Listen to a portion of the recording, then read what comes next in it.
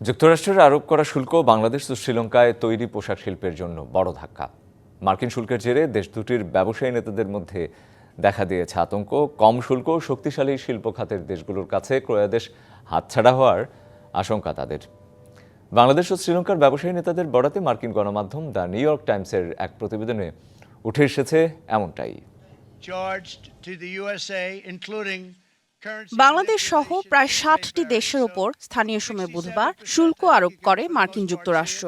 দেশটিতে তৈরি পোশাক রপ্তানি করা অন্যতম প্রধান দুই দেশ বাংলাদেশ ও শ্রীলঙ্কার ওপর ট্রাম্প প্রশাসনের শুল্ক আরোপের প্রভাব নিয়ে শুক্রবার এক প্রতিবেদন প্রকাশ করেছে প্রভাবশালী মার্কিন গণমাধ্যম দ্য নিউ ইয়র্ক টাইমস।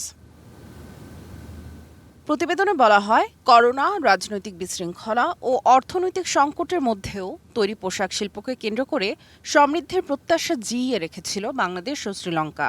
এর মধ্যেই এলো মার্কিন প্রেসিডেন্ট ডোনাল্ড ট্রাম্পের নতুন শুল্কের ঘোষণা।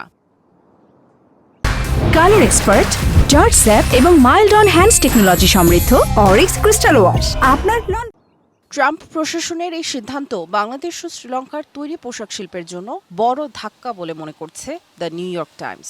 বড় উৎপাদনকারী দেশগুলোর সঙ্গে অসম প্রতিযোগিতার আশঙ্কা করছেন এ খাতের ব্যবসায়ীরা। এতে ক্রয়াদেশ হাতছাড়া হয়ে কম শুল্ক ও বড় শিল্পশক্তির দেশগুলোতে স্থানান্তরিত হয়ে যাবে বলেও শঙ্কা তাদের।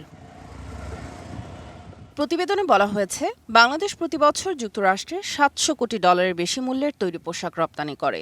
এই খাতে কাজ করেন 40 লাখের বেশি মানুষ, যাদের অধিকাংশই নারী। বিপুল সংখ্যক নারীর অংশগ্রহণ দেশটির জনসংখ্যার একটি বড় অংশকে দারিদ্র্য থেকে বের হতে সহায়তা করেছে। পরিবর্তিত পরিস্থিতিতে বাংলাদেশের অর্থনীতিকে স্থিতিশীল করতে তৈরি পোশাক শিল্প খাত খুবই গুরুত্বপূর্ণ বলে উল্লেখ করেছে গণমাধ্যমটি। বাংলাদেশের এক ব্যবসায়ী নেতার বরাতে প্রতিবেদনে বলা হয়, এমন অনেক কারখানা বাংলাদেশে রয়েছে যারা শুধু যুক্তরাষ্ট্রের বাজারেই পণ্য সরবরাহ করে থাকে। শুল্ক আরোপের সিদ্ধান্ত এসব ব্যবসাকে বিপদে ফেলবে বলে মনে করা হচ্ছে। বিশ্ব অর্থনীতি যখন ঘুরে দাঁড়াতে শুরু করেছে, তখন এই বাণিজ্য যুদ্ধ বা শুল্ক যুদ্ধ নতুন করে চ্যালেঞ্জ ও অনিশ্চয়তা তৈরি করেছে বলেও উদ্বেগ জানিয়েছেন বাংলাদেশের পোশাক খাতের ব্যবসায়ী নেতারা। সামিয়া জান্নাহ, ডিবিসি নিউজ ডেস্ক।